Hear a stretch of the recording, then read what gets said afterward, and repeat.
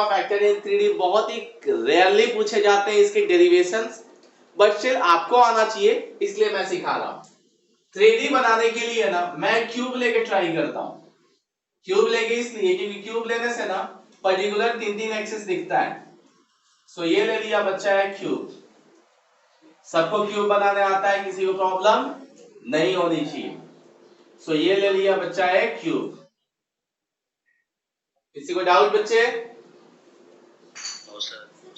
अब इसमें ये होता है ऑरिजिन, बंद करो, ये होता है origin. Now this one is x axis, this one is y axis, and जो ये सामने आ रहा है इसको क्या नाम ने दिया? Z axis. किसी को भी प्रॉब्लम है क्या बच्चे? No sir. हाँ, सो सिंपली क्या किया, एक क्यूब इसलिए लिया ना क्योंकि मैं परफेक्टली 3D सिखा पाऊंगा।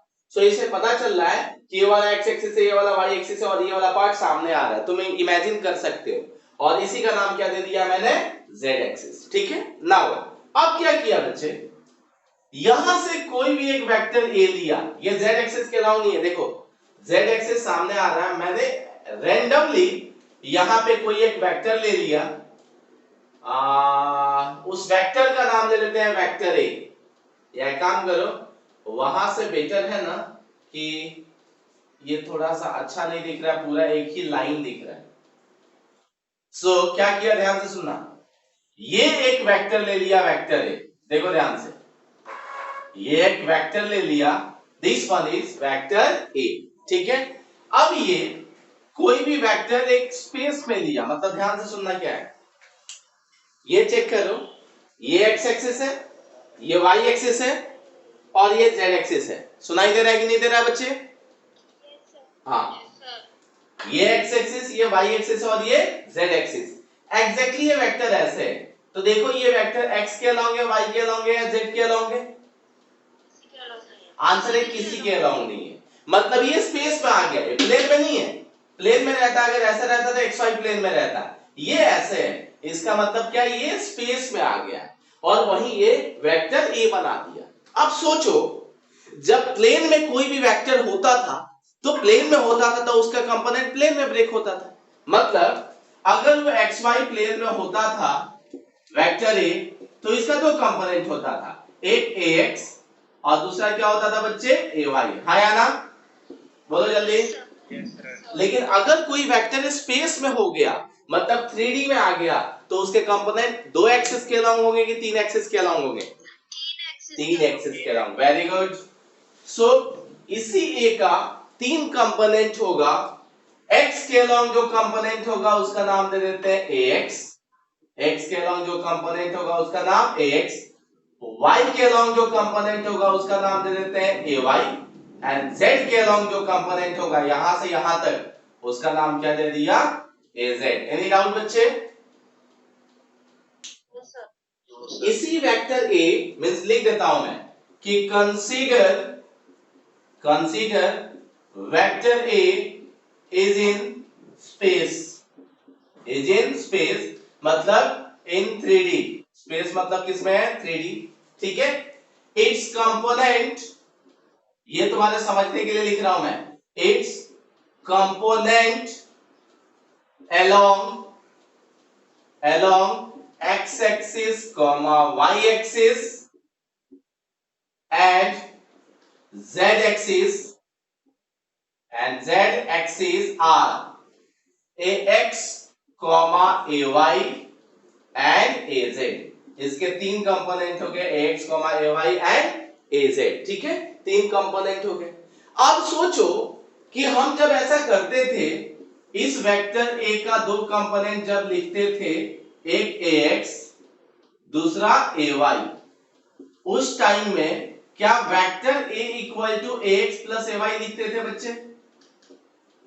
हाँ या ना? yes, मतलब जो इसका कंपोनेंट होता था उन दोनों का एडिशन जो रिजल्टेंट वेक्टर होता था या जो सिंगल वेक्टर होता था उसके इक्वल टू होता था। वैसे ही यहां पे वेक्टर a का देखा गया तो पता चला 3 कंपोनेंट हमने ब्रेक किया है, तो क्या vector a equal to vector ax plus vector ay plus vector az लिख सकते हैं? Yes sir. आंसर है हाँ, लिख सकते हैं। यस सर, नो बच्चे? पक्का किसी को प्रॉब्लम नहीं है? हाँ ठीक है। सो आगे कंटिन्यू करें बच्चे? हाँ ठीक है। सो हमें प्रूफ करना है कि वेक्टर ए इक्वल टू, मैं डायरेक्ट लिख दूं कि प्रूफ करा दूं? जल्दी बोलो। प्रूफ कर दूं? तो ठीक है चलो, हमें प्रूफ करना है कि वेक्टर ए इक्वल टू क्या है बच्चे? Vector ax plus vector ay and plus vector az। ठीक है बच्चे? जल्दी बोलो। हाँ, और दूसरा हमें इसका रिजल्टेंट भी निकालना है, under root X square plus under root A Y square plus A Z square. हाँ या ना बच्चे? एक सेकेंड रुकना, मैं इंक डाल लूं थोड़ा, एक सेकेंड रुको।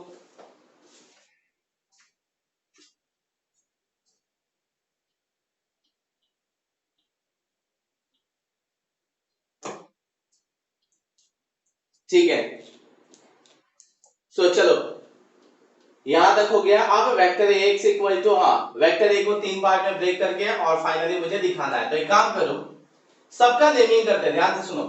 ये अपना ओ ले लिया, इसका नाम दे देते हैं, सबका नेमिंग कर देते हैं, अच्छा रहेगा। P, this point is Q, R, S, T, U, और क्या बचा? कितने पॉइंट्स बचे हैं देखो तो? V। बस हो गया। सो सबसे पहले क्या करते हैं, ध्यान से सुनो। AX और AZ, ध्यान से सुनो मैं कर क्या रहा हूं। ये AX है और ये AZ है। अगर ये AX है और ये AZ है तो सुनो, अगर यहां से यहां तक AZ है तो एक वेक्टर S2T, वेक्टर ST क्या वेक्टर OU के बराबर होगा? हाँ या ना? सो लिख देते हैं एज, दिख रहा है क्या यहां पे बच्चे? हाँ, एज लिखा कि वेक्टर ST के ऊपर वेक्टर एरो डाल दिया, वेक्टर ST इक्वल टू क्या हो गया? Vector OU। अब इन दोनों का सम निकाल लेते हैं, किसका किसका? OS और ST का। तो देखो ये कौन सा मेथड दिख रहा है? क्या ट्रायंगल ऑफ वेक्टर एडिशन दिख रहा है? हाँ या ना? एक वेक्टर ये OS हो गया, एक वेक्टर ST हो गया, और ये डॉटेड डॉटेड बनाओ, ये पता चलेगा कि हम बाद में इसको हमने प्लॉट किया है। ठीक है, सो हमें पता चला कि vector OT equal to, vector OT equal to हम लिख सकते हैं vector OS and plus vector ST। Yes और नो बच्चे? जल्दी बोलो। Vector OT equal to vector OS plus क्या लिख सकते हैं? ST। आप चेक करो, OT का वैल्यू हमें पता, OT का नामकरण नहीं करते, OT ही रहने देते। क्या OS की वैल्यू AX है? क्या OS की वैल्यू AX है? आंसर है हाँ। क्या ST की वैल्यू, ये वेक्टर ST की वैल्यू OU के equal to and that is equal to क्या है? AZ। मतलब यहीं पे डाल लेते हैं, इसी की वैल्यू किसके इक्वल टू थी बच्चे? AZ। सो AX प्लस क्या हो गया बच्चे? AZ। किसी को डाउट है? No sir. पक्का किसी को कोई भी डाउट नहीं है? So this one is vector, sorry this one is equation 1, इसको ले लिया इक्वेशन 1। ठीक है बच्चे?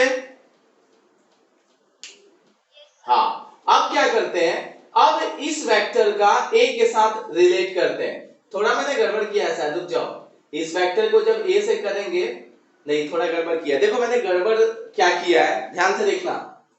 ये वेक्टर A जो मैंने बनाया है, देखो ये पीछे वाले प्लेन में ही बना दिया है क्या मैंने? चेक करो तो, ये देखो ये सामने वाला एक फेस है और एक पीछे वाला फेस है OQRS, OQRS, वो पीछे वाला फेस है और मैंने वही दिखा दिया है। थोड़ा सा मैंने गड़बड़ किया है, स्टार्टिंग में मैंने सही किया था, बाद में मैंने पीछे वाले पे लेके चला गया। सो एग्जैक्टली वेक्टर A जो था ना, वो पीछे वाले रेफरेंस से, देखो पीछे वाला जो फेस है ना, उसी को मैं ऑरिजिन लिया, तो प्लेन में तब आएगा ना जब उस पीछे वाले फेस से बाहर आएगा। क्या बोल रहा हूं, पता चल रहा है? Yes sir. तो डायग्राम मैंने गलत बनाया था, ये वेक्टर A लेना पड़ेगा। ये वेक्टर A कैसे, मतलब वो पीछे वाले से डायरेक्ट बाहर वाले की तरफ आ रहा है। मतलब कैसे है कि अगर कोई 3D ऑब्जेक्ट है, फॉर एग्जांपल ये क्यूबॉइड ले लेते हैं, ठीक है, ऐसे क्यूबॉइड है। तो कैसे है, ये पीछे वाले सेंटर से रेफरेंस है और ये आगे वाले के तरफ आ रहा है, इसीलिए वो स्पेस में आ पाएगा, ठीक है। सो डायग्राम में थोड़ा सा मैंने गड़बड़ किया था। सो अभी यहां तक ठीक है बच्चे? हाँ, नाउ अब vector a equal to, check करो, ये वेक्टर ना, ध्यान से सुनना, ये वेक्टर ओटी है और यहां से ये वेक्टर का नाम ले लेते हैं टी वी, टी से लेके वी तक। तो फिर से आते हैं इन ट्रायंगल, ध्यान से सुनना, इन ट्रायंगल किस में आते हैं? O V T, O V T. अब चेक करो फिर से, OT vector OT plus vector TV equal to क्या ओवी लिख सकते हैं? सिंपल, फिर से ट्रायंगल लॉ दिख रहा है, देखो एक वेक्टर ये, दूसरा वेक्टर ये, उन दोनों का रिजल्टेंट जो है वो कौन सा है? वेक्टर है। तो हम इन वेक्टर ओवीटी लिख सकते हैं, vector OA equal to vector OV equal to vector OT and plus vector TV. हाँ या ना बच्चे? किसी को डाउट? वेक्टर ओटी को वेक्टर ए लिख सकते हैं क्या? देखो जल्दी, वेक्टर ओबी को वेक्टर ए लिख सकते हैं क्या? Yes sir. और वेक्टर ओटी की वैल्यू तुमने पहले से निकाल लिया है क्या? ax plus ay। हाँ या ना? जल्दी बोलो। Sir az। अच्छा सॉरी, ax प्लस क्या है? az है। और टीवी की वैल्यू देखो, t से लेके v, ये t से लेके जो v है, क्या टीवी ओक्यू के बराबर होगा? देखो ये और ये दोनों क्या है? ये क्यूब है तो दोनों साइड्स क्या होंगे? सेम होंगे। इसका मतलब यही किसके इक्वल टू हो गया बच्चे? ay के।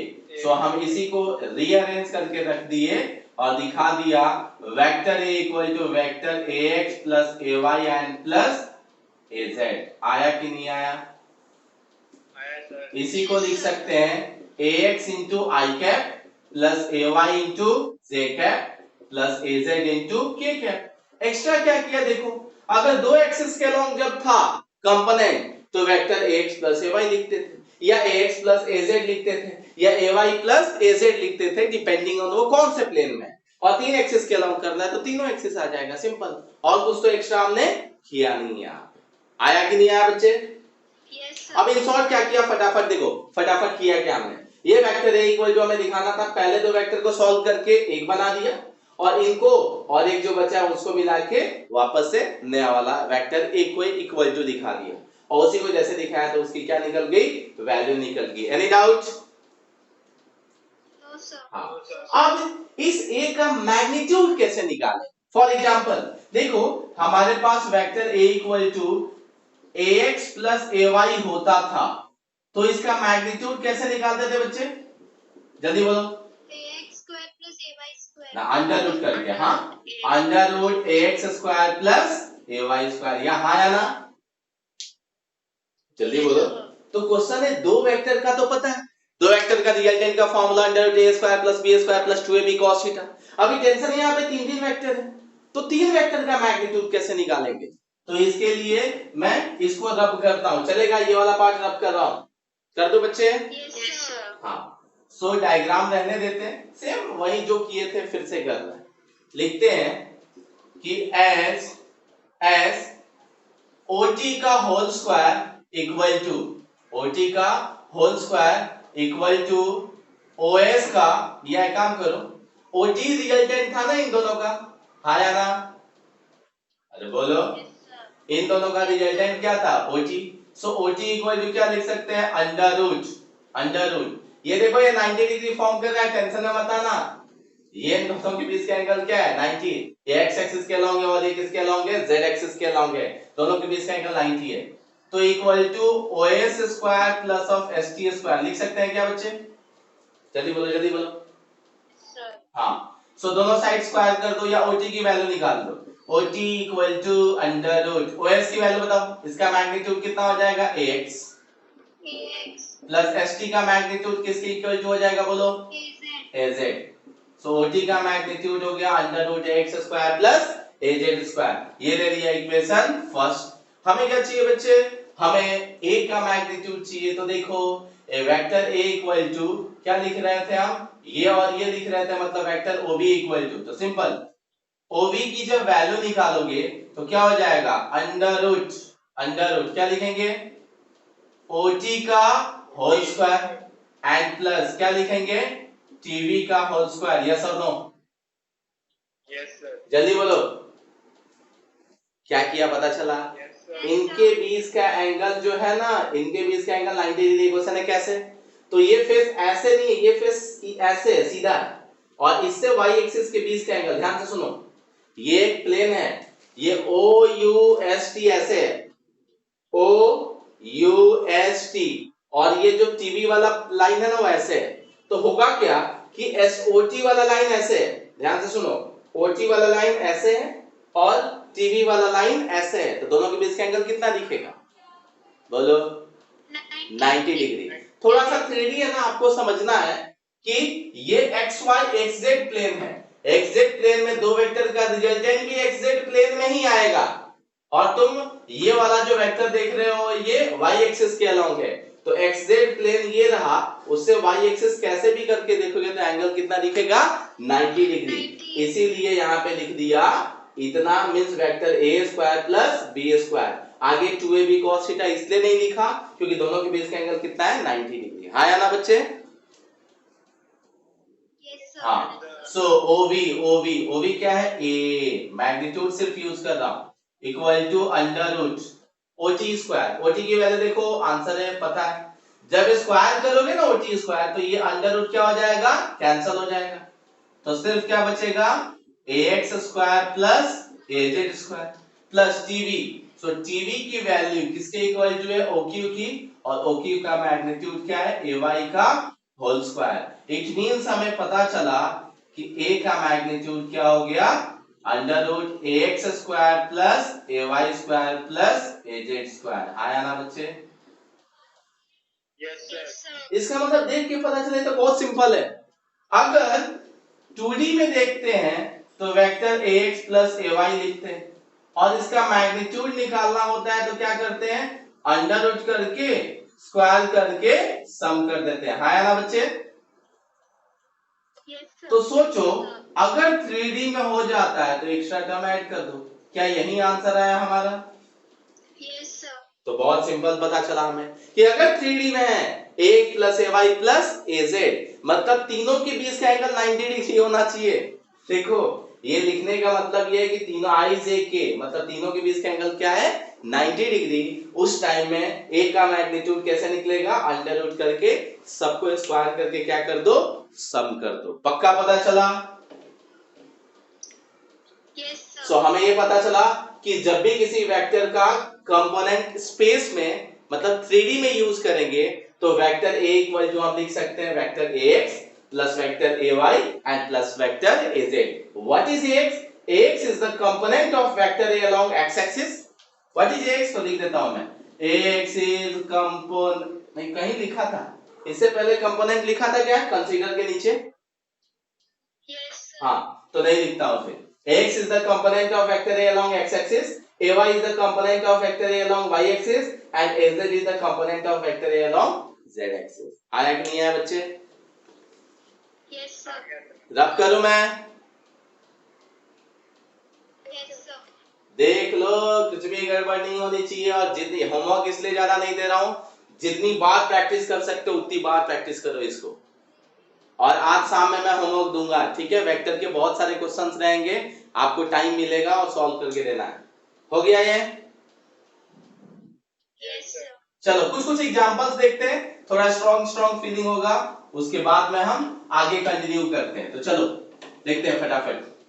ये एग्जांपल लिया, ये 3D है, ये x एक्सिस है, ये y एक्सिस है और ये z एक्सिस है, और यहाँ पे कोई वेक्टर b ले लिया।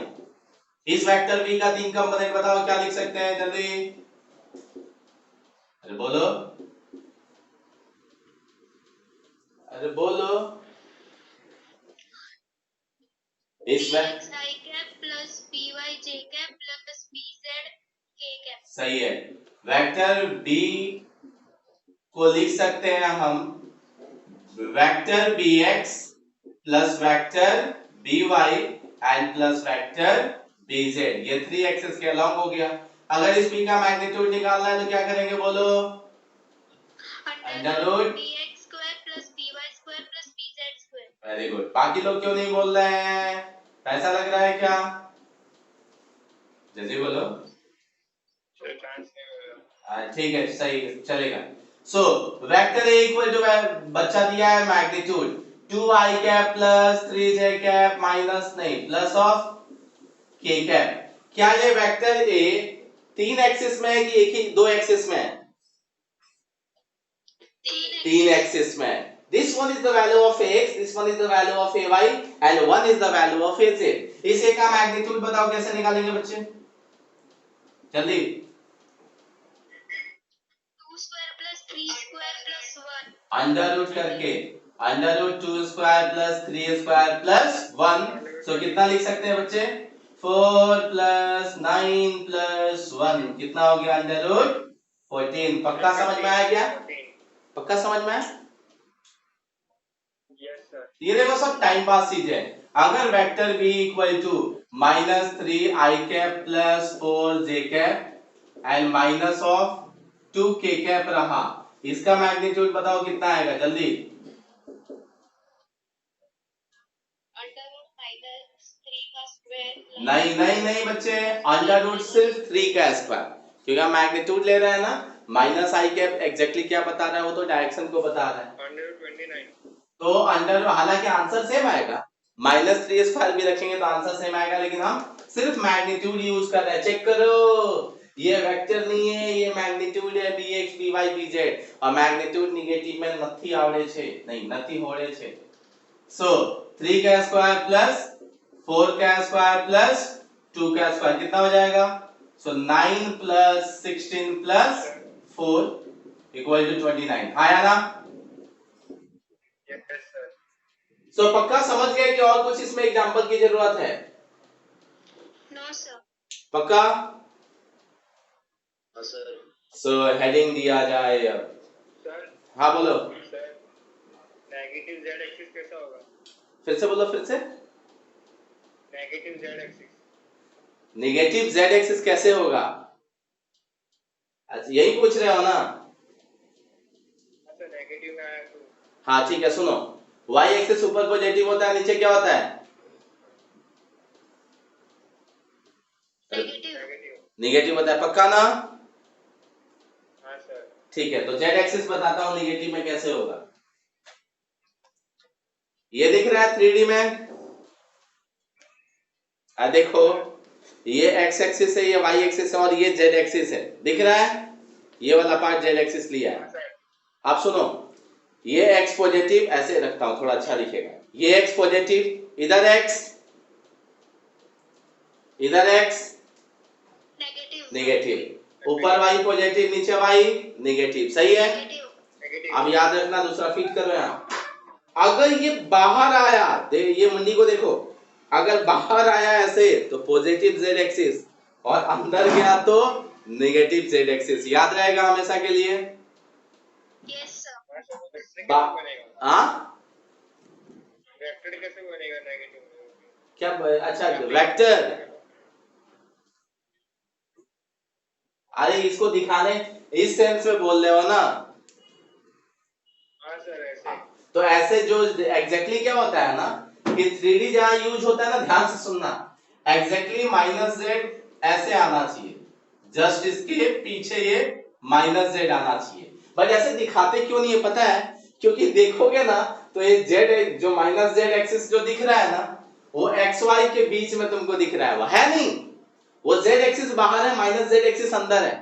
तो एग्जैक्टली इसलिए ऐसा नहीं दिखाते हैं ना, क्योंकि लोगों को लगेगा कि वो x और y के बीच में है, वो xy के बीच में नहीं, वो पीछे साइड में है। तो होता क्या है कि जहां जहां 3D वाले चैप्टर्स आते हैं ना, जैसे रोटेशन आएगा हमारा, और जैसे 12 पे मैग्नेट आएगा, तो वहां क्या करते हैं पता है? डॉट और क्रॉस यूज करते हैं। कहीं नोट करना है तो कर लो। डॉट ऐसे सिर्फ लिख देते हैं ना, तो वो बताता है कि वो एक्सिस बाहर आ रहा है, और क्रॉस जब लिखते हैं तो पता चलता है अंदर आ रहा है। सो डॉट जो होता है ना पॉजिटिव जेड एक्सिस को रिप्रेजेंट करता है और क्रॉस जो होता है वो नेगेटिव जेड एक्सिस को रिप्रेजेंट करता है।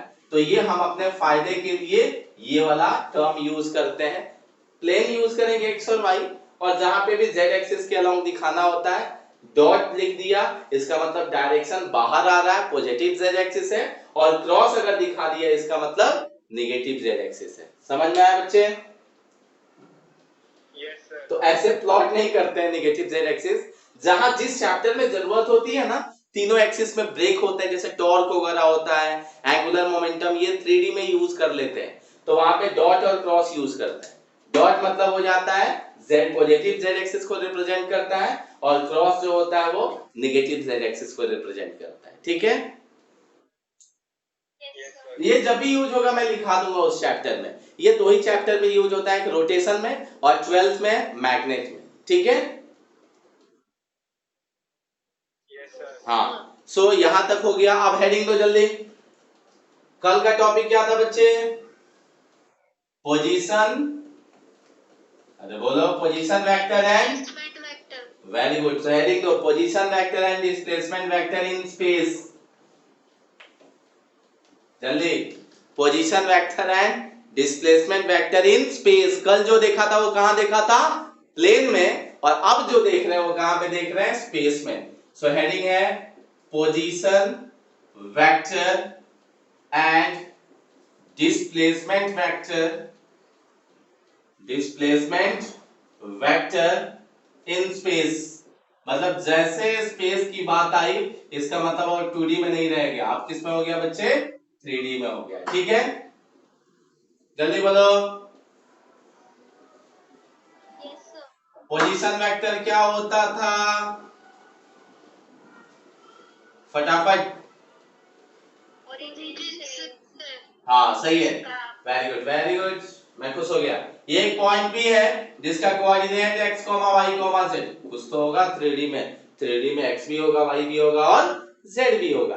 अब ये बच्चे पॉइंट हवा में है, अब मैं थोड़ी हवा में दिखा सकता हूं, इसके लिए तुमको दिख रहा है xy प्लेन में, लेकिन एग्जैक्टली वो 3z कंपोनेंट अगर डाल दिया ना, इसका मतलब वो xy प्लेन में नहीं है, वो बाहर लाई कर रहा है, तभी वहां पे तीन तीन कोऑर्डिनेट्स आते हैं। ठीक है बच्चे, यस सर। याद रखोगे ना सर? अगर यहाँ तीन तीन कोऑर्डिनेट रख दिया, इसका मतलब वो पॉइंट वो हवा में है, वो बाहर निकल गया प्लेन के, इसीलिए तीन तीन वहां पे कोऑर्डिनेट्स दिए हैं। ठीक है, यस सर। सो ऑरिजिन से लेके ये जो वेक्टर बनेगा that is vector OP, that is vector OP, और उसी का नाम दे दिया आर। मैंने बताया था ना, आर कहीं पे भी यूज होता है, एक्स और वाई साथ में हो तो भी, एक्स वाई जेड साथ में हो तो भी। तो हमें पता चला कि OP is the position vector, OP is the position vector which is equal to, क्या लिख सकते हैं बच्चे? So x into i cap plus y into j cap and plus z into k cap. लिख सकते हैं कि नहीं लिख सकते हैं? सिंपल, x वाला जो है वो x एक्सिस के डिस्टेंस को बता रहा है, तो x इंटू वाई कैप, ये j कैप को और ये k कैप को, और इसी OP का नाम रख दिया वेक्टर r। तो ये xi cap, y j cap and plus z into k cap, this one is called position vector. इससे पहले 2D में सीखा था और अभी किस में सीखा? 3D में। ठीक है बच्चे, यस सर। अच्छा ये बताओ, इसका मैग्नीट्यूड निकालना होता तो कैसे निकालते? जल्दी, under root x square plus y square plus z। Very good, सही है। अभी थोड़ा देर पहले सिखाया था ना, अगर आई देख के यहाँ पे ये सब रहे, इसका मतलब उसका मैग्नीट्यूड कैसे निकालेंगे? अंडर रूट कर दो, सबको स्क्वायर करके सम कर दो, हाँ या ना? यस हाँ वेरी गुड, मतलब तुम लोग समझ गए। ठीक है, वेरी गुड, मैं खुश हो गया। सो ये किसके लिए था बच्चे? ये था पोजीशन वेक्टर, ये पोजीशन वेक्टर था। अभी जो देख रहे हैं वो देखेंगे displacement vector, displacement vector. Displacement vector कैसे दिखाते हैं, ये भी टाइम पास है। ये है x एक्सिस, ये है y एक्सिस और ये है z axis. There are 2 points, one is point P and other one is point Q. One is point P, other one is point Q.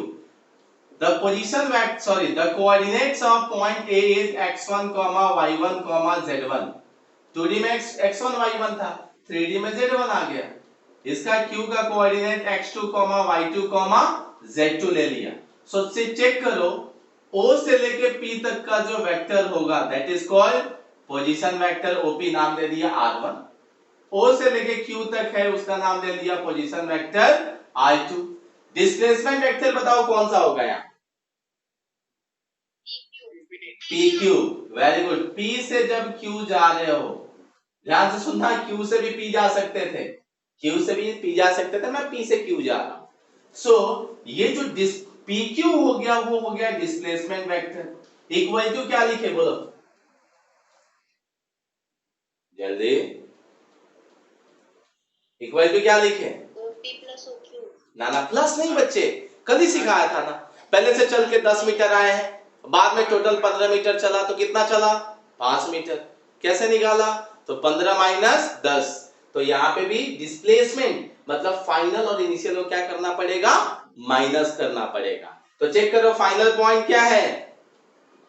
R2। बोलो Q। Q को ही OQ लिखते हैं, position vector है ना। So OQ and initial point क्या है बच्चे? OP। Very good, very good. So PQ को पोजीशन वेक्टर डाल देते हैं, सॉरी डिस्प्लेसमेंट वेक्टर डाल देते हैं delta. So delta R is equal to क्या हो जाएगा? R2 minus R1। आया ना? Yes sir. अब चेक करो ध्यान से, ऐसे भी कर सकते थे, बहुत सिंपल है। देखो क्या RQ sorry vector R1 plus vector delta R equal to R2 लिख सकते थे। ट्रायंगल और देखो तो इसके हेड के ऊपर उसका टेल है और ये उसका रिजल्टेंट शायद दिख रहा है। अगर वैसे करें तो vector R1 plus delta R equal to R2। Check करो अभी भी तो वही आ रहा है, आया ना? Yes sir। अरे सही में देख के बाकी लोग भी बोलो, क्या बोला पता चला? Yes sir। ट्रायंगल लॉ भी देखोगे ना, तो ट्रायंगल लॉ से जब देखोगे तो पता चलेगा vector R1 plus vector delta R equal to vector R2। Check करो अभी भी वही है वो, ठीक है? बोलो जल्दी। Yes sir। हाँ, अब यहाँ पे R1 R2 का भी निकाल सकते थे। R1 को लिख सकते हैं vector R1 equal to x1 i cap plus y1 j cap and plus z1 k cap. Similarly vector R2 का भी पोजीशन वेक्टर लिख सकते हैं। क्या लिख सकते हैं? x2 i cap plus y2 j cap and plus z2 k cap. So R2 की वैल्यू रख दो। R2 की वैल्यू क्या होगी बच्चे? x2 i cap plus y2 j cap and plus z2 k cap minus R1 की value आ गई x1 i cap plus y1 j cap and plus z1 k cap. This one is position vector delta। इसी को अगर अच्छे से देखें तो बिरादरी के साथ माइनस होता है, एडिशन होता है।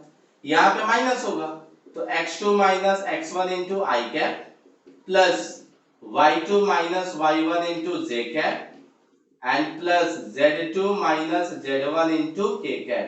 आया कि नहीं आया बच्चे? आ गया सर। देखो ये एक्स्ट्रा टर्म ऐड हुआ है बस, ये बाकी सब तो सेम है, 2D जैसा ही है, बस एक्स्ट्रा टर्म z वाला कंपोनेंट यूज हुआ है। अगर इस डेल्टा r का मैग्नीट्यूड निकालने किसी ने बोलता तो क्या करते? चुपचाप अंडर रूट कर दो। ये i कैप है, ये j कैप है, वो k कैप है, मतलब स्क्वायर करके सम कर दो। मतलब x2 x1 का whole square plus y2 y1 का whole square and plus z2 z1 का होल स्क्वायर। एनी डाउट बच्चे? No sir. No sir। पक्का समझ में आया 3D के लिए? Yes sir। Yes sir. एक एग्जांपल खुद से करोगे? अरे बोलो जल्दी से, करोगे क्या? क्या सर? एक एग्जांपल तो खुद से करोगे? ठीक है, तो ट्राई करना, मैं रब करूं इधर वाला। Yes, sir. हाँ, सो चलो साथ साथ लिखते जाया करो, समझ में आते जाएगा और अच्छा अच्छा फील होते जाएगा। चलो फटाफट करो। यहाँ पे क्वेश्चन है कि a person, a for apple, a person moves from point a in bracket उसका कोऑर्डिनेट दिया 1,3 2,3 मीटर टू पॉइंट बी, और पॉइंट बी का कोऑर्डिनेट दिया 4,5,7 metre. Find displacement of the person, find displacement of the person, उस person का displacement बताओ क्या होगा। जल्दी करो, फटाफट करो बच्चे, आंसर बताओ। मैग्नीट्यूड ही जनरली बताना।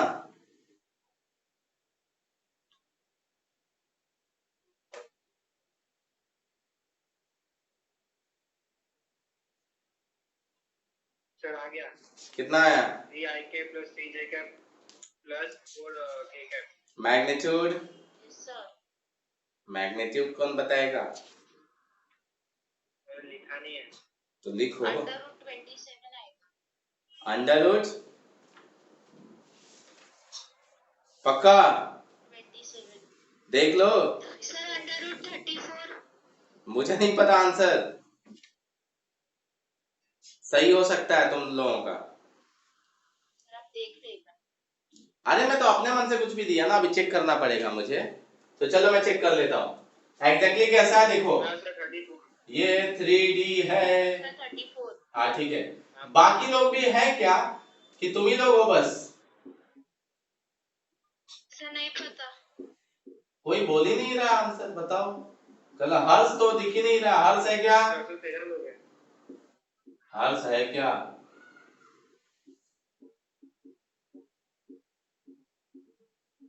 तो चेक करो ऐसा है क्या बच्चा? Final minus initial, vector b अगर पूरा लिखना रहता तो क्या लिखते? तो वेक्टर ए का पोजीशन देखो, पूरा अगर लिखना रहता तो क्या लिखते? Vector a equal to i cap plus 2j cap plus 3k cap. ये बहुत सारे लोगों को जब 12th में आते हैं ना पहली बार, तब भी उनको नहीं पता होता है। सो इसीलिए ध्यान से एक एक छोटी छोटी चीजों को हल्के में नहीं लेना, सीखना है। ये आई कैप, ये जे कैप और ये के कैप, ये हो गया वेक्टर है, पोजीशन वेक्टर है, और ये पोजीशन वेक्टर बी क्या हो जाएगा? 4i cap plus 5j cap plus 7k cap. इसका अगर डिस्प्लेसमेंट निकालना होगा तो डिस्प्लेसमेंट का कुछ भी नाम दे दो, आर दे दिया, क्या लिखेंगे? Final minus initial. सो क्या हो जाएगा? 3i cap plus 3j cap and plus 4k cap. This one is the value of vector are.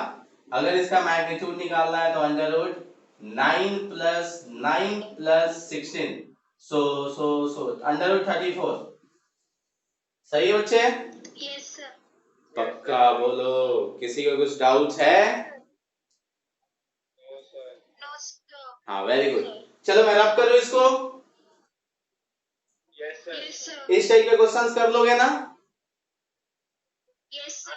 ये वेक्टर पढ़ाने का मतलब पता है क्या है? चैप्टर नंबर 4 का आधा काम मैं पहले ही कर दे रहा हूँ, ठीक है? चैप्टर 4 का आधा चीज यहीं पे हम सीख जा रहे हैं, बाकी का इसका यूज वहां पे करके आधा चैप्टर 4 सिखाया जाएगा। सर उसमें मुझे प्रोजेक्टाइल मोशन नहीं समझ में आया। हाँ, सो प्रोजेक्टाइल मोशन जो है ना, वो मोशन इन 2D है, तो उससे पहले आपको मोशन इन 1D आना चाहिए ना। बहुत सारे फॉर्मूले हैं। नहीं, सुनो बच्चे, फॉर्मूला को छोड़ते हैं। नहीं आ रही। सुनो, सुनाई दे रहा है क्या अभी? अभी आ रहा है। हाँ, मैं बोल रहा हूँ, ए गलत बात, इधर सुनो। प्रोजेक्टाइल मोशन जो है ना बच्चा, उसको मोशन इन 2D बोलते हैं। तो पहले मोशन इन 1D मैंने तुमको कहाँ सिखाया? थर्ड चैप्टर जो है ना, मोशन ना स्ट्रेट लाइन, या उसी को बोलते हैं मोशन इन 1D। तो पहले तुमको 1D का मोशन सीखना पड़ेगा ना। वो सारे इक्वेशन जो हमने 9th में सीखे थे, v equal to u plus at, s equal to ut plus half at square, v square equal to u square plus 2s, इसी का 2D वर्जन प्रोजेक्टाइल मोशन है। लिटरली प्रोजेक्टाइल मोशन पूरे physics का सबसे easiest topic में तुम लोग count करोगे, ठीक है। लेकिन उससे पहले हमें थर्ड चैप्टर सीखना होगा, ठीक है। Yes sir. हाँ, तो प्रोजेक्टाइल मोशन नहीं पढ़ने का, प्रोजेक्टाइल मोशन अलग है, वही आधा पार्ट है। वो आधा पार्ट कब होगा, जब थर्ड चैप्टर हो जाएगा तब होगा।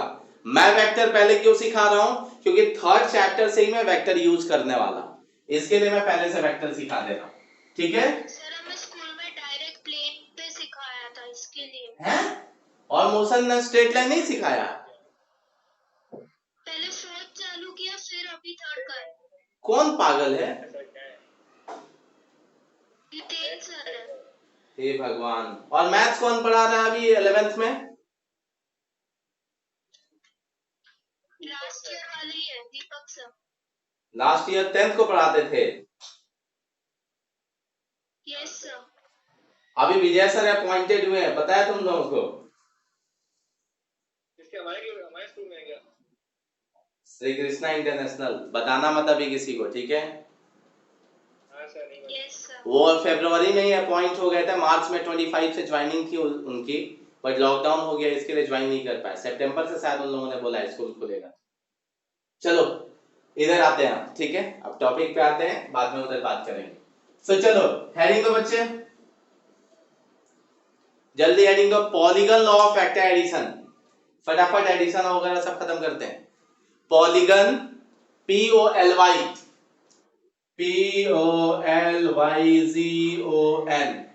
Polygon law of vector addition. Poly मतलब क्या होता है बच्चे, जल्दी बोलो। बहुत सारा जब एक साथ टर्म आ जाए तो उसको क्या बोलते हैं, पॉली। अरे हाँ या ना? Yes sir. हाँ। सो पॉलीगन, हालांकि ये यूज बहुत ही रेयरली हम करते हैं, बट टीचर ना एक मार्क में पूछ लेते हैं कि polygon law of vector addition क्या होता है, एक्सप्लेन करो, ठीक है। तो बहुत सिंपल है, मैं फटाफट बता देता हूं, ठीक है। सो ये जो फिजिक्स वाले सर बच्चे तुम्हारे श्री कृष्णा में आए, वो नए हैं कि पुराने हैं? नए हैं सर। हाँ ठीक है, महान है। चलो इधर आते हैं। अभी polygon law of vector addition क्या है, एक वेक्टर ए है, दूसरा वेक्टर कहीं बी है, तीसरा वेक्टर कहीं सी है, चौथा वेक्टर कहीं डी है। इस चारों वेक्टर का एडिशन करना है। अब ये बताओ कि हमारे पास दो मेथड थे, एक ट्रायंगल ऑफ वेक्टर एडिशन, दूसरा पैरेललोग्राम, हाँ या ना? अरे बोलो। अभी तक दो ही मेथड एडिशन के सीखे थे, एक ट्रायंगल और दूसरा पैरेललोग्राम लॉ। उससे ज्यादा होता था अगर एक प्लेन में, तो हम क्या करते थे, स्प्लिट कर देते थे एक्स और वाई एक्सिस के अलावा। लेकिन जनरली मेथड दो ही सीखे थे, एक ट्रायंगल और दूसरा पैरेललोग्राम, ठीक है बच्चे। अब ध्यान से सुनो, तो पैरेललोग्राम जनरली दो वेक्टर के एडिशन को रिप्रेजेंट करता था, जो जिसमें 10 to 10 अगर ऐड कर देते थे तो उनका रिजल्टेंट किधर से पास होता था, बीच से। पॉलीगन लॉ जो वेक्टर एडिशन है ना बच्चे, it is extension of triangle law of vector addition, ऐसा बोल सकते हैं। ट्रायंगल, ये तुम्हारे समझने के लिए मैं लिख रहा हूं ये word, it is extension of triangle law of vector addition. Triangle law of vector addition मतलब ट्रायंगल लॉ का एक्सटेंशन है। क्यों? क्योंकि लफड़ा ये था ना कि पैरेललोग्राम में फिक्स था भाई, दो वेक्टर का रिजल्टेंट किधर से पास होगा, बीच से, दो ही प्लेस कर सकते हो, और उसका रिजल्टेंट किधर से पास होगा, तो बीच से पास होगा। लेकिन ट्रायंगल लॉ में क्या है, चेक करो। ट्रायंगल लॉ को अगर देखें तो ए और बी को ऐड करना है, तो कैसे करेंगे बच्चे, यहां पे मैं ड्रॉ करता हूं।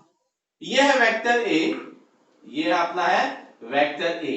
ए के हेड पे किसके टेल को रखें, बी के। तो जैसे बी को रखा तो ये हो गया वेक्टर बी, यानी डाउट बच्चे, आया ना? नहीं। अब सोचो अगर इसी के ऊपर वेक्टर सी के टेल को रख दिया तो आंसर रख सकते हैं, रख के देखो एक बार क्या होता है। तो हमने क्या किया, ये ले लिया वेक्टर सी, मतलब बी के टेल पे, बी के हेड पे सी के टेल को रख दिया। नाउ एक और वेक्टर दिखा तो सी के हेड पे वेक्टर डी के टेल को रख दिया। तो क्या देखो, ये ट्रायंगल लॉ में एक्सटेंशन दिख रहा है क्या बच्चे? Yes, sir. Yes, हाँ, sir. इसमें कितना भी रख सकते हैं, एक के ऊपर एक के ऊपर एक के ऊपर एक रखते जाओ। इसी मेथड को बच्चा बोला गया polygon law of vector addition, जिसमें बताया गया कि जो रिजल्टेंट वेक्टर है इनिशियल और फाइनल को ज्वाइन कर दो, that is called resultant vector. Triangle law में भी तो वही करते थे ना, दो वेक्टर का रिजल्टेंट वेक्टर कैसे पास होता था, पहले वाले का टेल और लास्ट वाले के हेड को ज्वाइन कर दो, that vector is called what, क्या था वहां पे, रिजल्टेंट वेक्टर। यहां पे भी ऐसे ही है, मतलब polygon law of vector addition एक ऐसा एडिशन है जिसमें एक वेक्टर के हेड पे हम दूसरे के टेल को प्लेस करते हैं और ऐसे करते करते लास्ट तक जाते हैं, और जिसमें रिजल्टेंट वेक्टर जो होता है वो इनिशियल और फाइनल को ज्वाइन करने के बाद निकलता है। हाँ या ना बच्चे? Yes, Yes, sir. sir. Question है व्हाट इज द वैल्यू, मतलब कैसे वेक्टर आर इक्वल टू क्या लिख सकते हैं, तो क्या लिख सकते हैं, देखो ये वेक्टर ए है और ये वेक्टर बी है, डॉटेड में बना रहा हूं, ध्यान से देखना, ये वेक्टर ए और ये वेक्टर बी, ये क्या रिजल्टेंट हो गया ए और बी का, देखो जल्दी, Yes, sir. और इसकी वैल्यू क्या लिख सकते हैं बोलो, Vector R. वेक्टर ना बच्चे, आर तो लिख, आर एक नाम दे दिया है ना, vector A plus vector B लिख सकते हैं कि नहीं लिख सकते हैं बोलो? Yes, sir. Yes, sir. Simple, triangle law में ए और बी का एडिशन किया। अब सोचो, अब हमारे पास दो वेक्टर ले लिया, एक A B, A plus B, और दूसरा ये वाला टर्म, तो इन दोनों का एडिशन देखो, फिर से ट्रायंगल लॉ हो रहा है क्या दो वेक्टर का? Sir. सही है। और ये जो रिजल्टेंट आएगा इसकी वैल्यू क्या लिख सकते हैं बोलो? A plus B plus C. A plus B plus सी, हाँ या ना बच्चे? Yes, sir. देखो ये जो एडिशन है ना, ये जो रिजल्टेंट बना दिया, एक वेक्टर a प्लस बी और दूसरा वेक्टर c, तो दोनों का ये रिजल्टेंट देखो इनिशियल से फाइनल तक जा रहा है, तो उसको क्या लिख सकते हैं, तो a plus B and plus क्या हो गया c। तो बताओ वेक्टर r इक्वल टू क्या लिख सकते हैं, क्या वेक्टर r इन दोनों का रिजल्टेंट है? आंसर है हाँ। क्या वेक्टर r इन दोनों का रिजल्टेंट है? आंसर है हाँ। So vector r equal to क्या लिख सकते हैं बच्चे, ये vector and plus vector d। So vector a plus vector b plus vector c एक वेक्टर है एंड प्लस क्या लिख सकते हैं, वेक्टर d। तो उसी को अच्छे से अरेंज करना है तो लिख सकते हैं vector a plus vector b plus vector c plus vector d। आया कि नहीं आया बच्चे? आया सर। Yes, sir. आया, sir. तो इसका यूज पता है, मेरे जैसे लोग ना सिर्फ ये स्टेटमेंट बताने के लिए यूज करते हैं, मैं क्वेश्चन में इसका यूज रेयरली करूंगा कहीं, ठीक है। ये सिर्फ पॉलीगन लॉ ऐसा हम वेक्टर एक से बहुत ज्यादा है ना तो कर सकते हैं, लेकिन मैंने याद है सॉल्व करने के लिए तुमको कौन सा मेथड सिखाया है? मैंने सिखाया है ना कि इज्जत से जितने भी वेक्टर हैं सबको ओरिजिन पे लाके रख दो, वेक्टर है तो ऐसे रख दो, वेक्टर बी है तो ऐसे रख दो, वेक्टर सी है तो उसका टेल उठा के ऐसे रख दो, वेक्टर डी है तो इसका टेल उठा के ऐसे रख दो। सॉल्व करने के लिए क्या यही मेथड मैंने सिखाया आप लोगों को? हाँ, Yes, sir. क्योंकि इसमें आप कौन थीटा उटा चेक करने जाएगा, इसमें कितना थीटा है फिर उसका थीटा कैसे है, तो बेटर वे है ऐसे कर दो, स्प्लिट कर दो, आंसर आ जाता है। तो मैं यूज नहीं करता हूं इसको जनरली, लेकिन यही होता है पॉलीगन लॉ। पॉलीगन लॉ में कैसे एडिशन होता है बच्चे, हेड टू टेल एडिशन है। तो एक और पॉइंट लिख सकते हैं, in this type of vector addition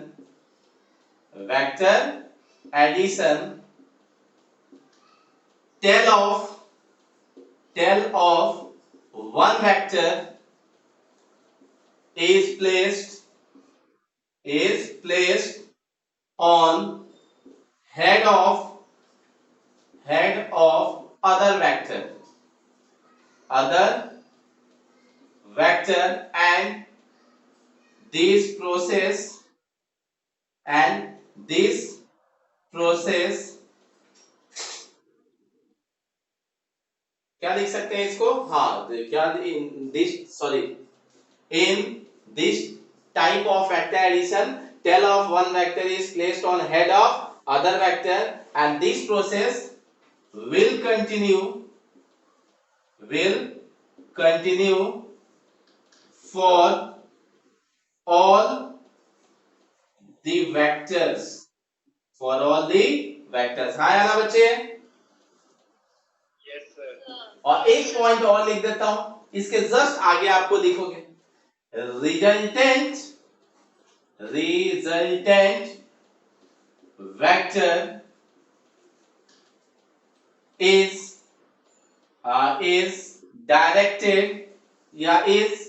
directed from, हाँ सही है, is directed from tail of first vector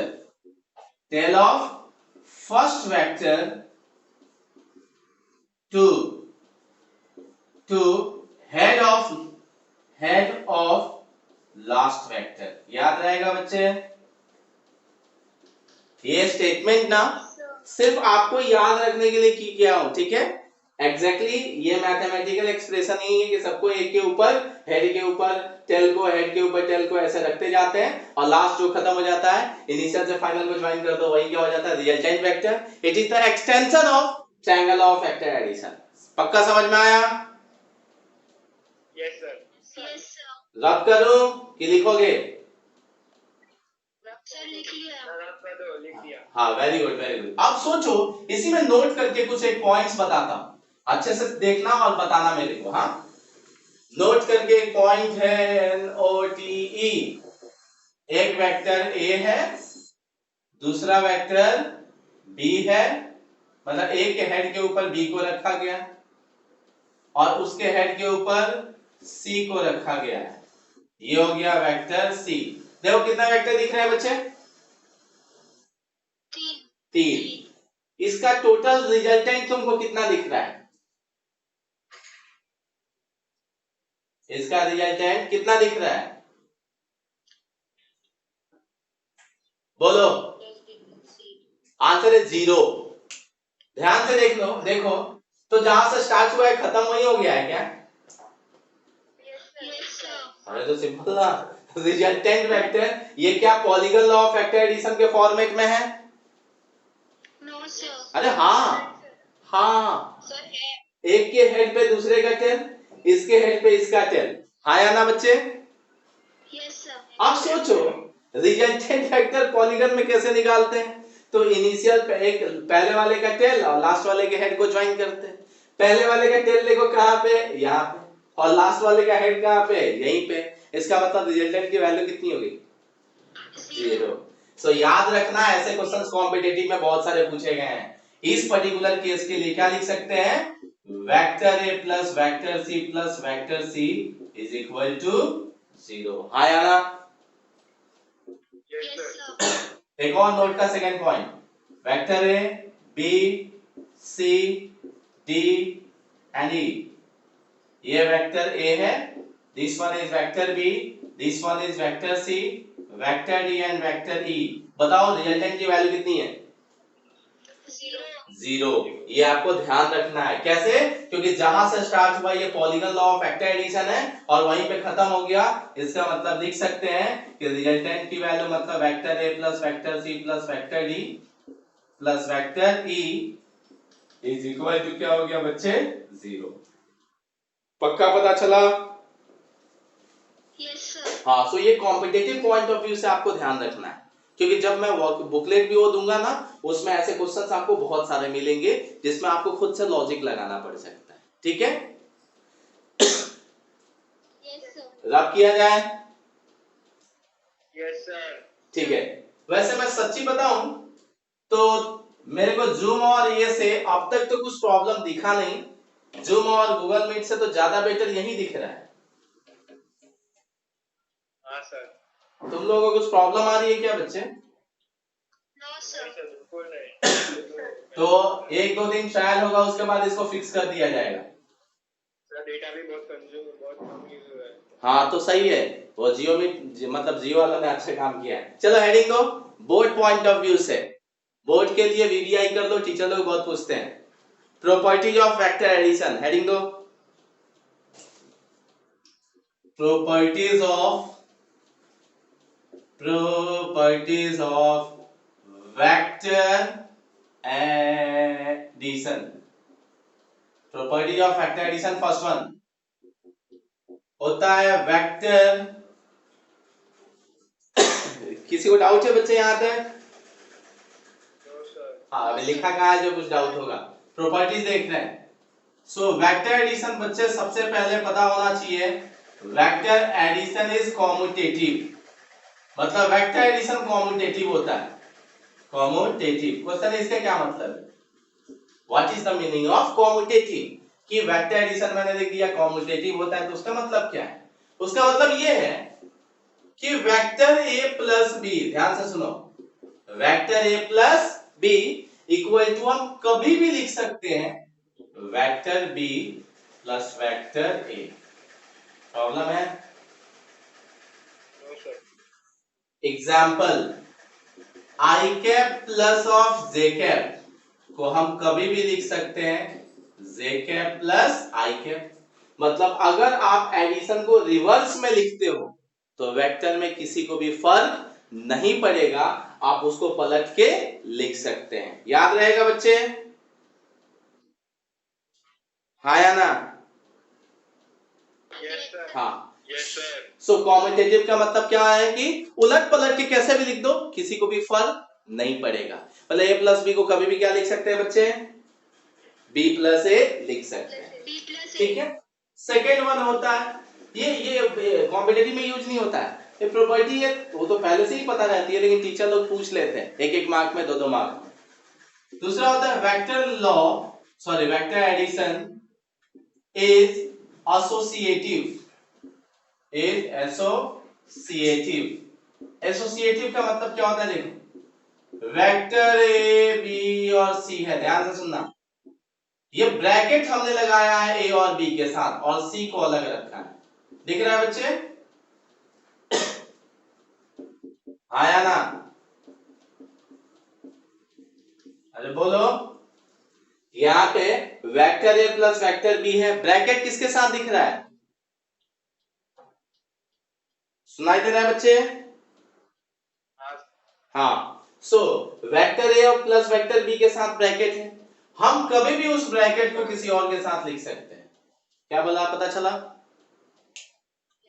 मतलब a प्लस बी ब्रैकेट में है, vector a plus vector b, and उसके साथ एडिशन हो रहा है वेक्टर c का, इक्वल टू b और c का एडिशन करके a से ऐड करोगे तब भी क्या होगा? उसके इक्वल टू होगा। क्या बोला, पता चला? Yes sir. Yes sir. पक्का? Yes sir. तो एसोसिएटिव का मतलब होता है आप किसी भी एडिशन में किसी दो ऐड करके तीसरे से जब ऐड करोगे वो इक्वल टू होगा, बाकी के दो को ऐड करके जो रिमेनिंग होगा उसके ऐड करोगे उसके इक्वल टू। मतलब ब्रैकेट किसी के साथ कभी भी लिख सकते हो, किसी को कोई भी ऑब्जेक्शन नहीं होगा। ठीक है? Yes sir. And the last one is vector addition is distributive. Addition is distributive. अच्छा हाँ, सेकेंड वाले का एग्जांपल नहीं बताया। सेकेंड वाले का एग्जांपल ऐसा, i प्लस जे प्लस के, या ब्रैकेट में हम कभी भी लिख सकते हैं i means unit vector i cap plus bracket में j cap and plus k cap, किसी को भी प्रॉब्लम नहीं होगी। ठीक है? Yes sir. Yes sir. Now distributive मतलब डिस्ट्रीब्यूट करना, डिस्ट्रीब्यूटिव मतलब क्या? डिस्ट्रीब्यूट करना। तो देखो लैम्डा एक कोई नंबर है, कोई भी वैल्यू हो सकता है 2 3 4 5 ABCD कुछ भी, ये मल्टीप्लाई हो रहा है a प्लस बी के साथ। तो जब ब्रैकेट खुलेगा ना तो बहुत ही इज्जत के साथ लैम्डा दोनों के साथ क्या हो जाएगा? मल्टीप्लाई हो जाएगा। क्या बोला, पता चला? डिस्ट्रीब्यूटिव का मतलब Yes तुम sir. अलग अलग डिस्ट्रीब्यूट करके लिख सकते हो, ब्रैकेट हटा के तुम अलग अलग उसको डिस्ट्रीब्यूट करके लिख सकते हो, किसी को भी कोई भी ऑब्जेक्शन नहीं होगा। For example 2 into 3i cap plus of 4j cap minus 5k cap है। जैसे ब्रैकेट खुलेगा तो क्या होगा, बोलो?